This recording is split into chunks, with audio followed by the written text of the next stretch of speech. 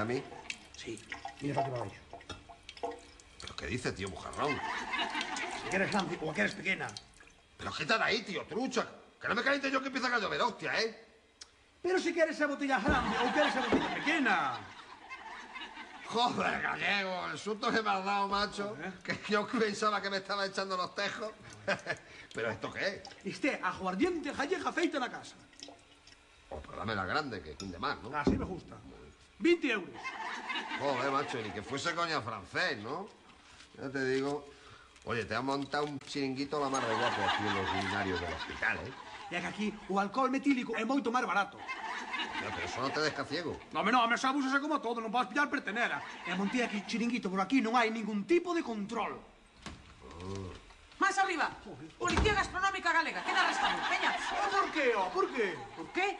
Por destilar aguardente nos urinarios dos Sergas. É donde quita usted que aquí se destila aguardiente? Do alambique que tes aquí montado. Esto non é un alambique, que está un marcapaso.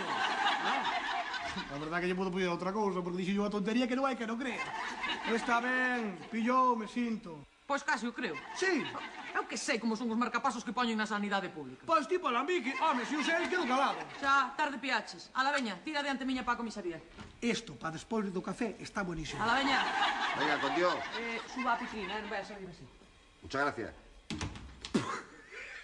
Joder, cómo son estos gallegos, macho. Es que yo me parto el estuche con ellos, ¿eh? Joder.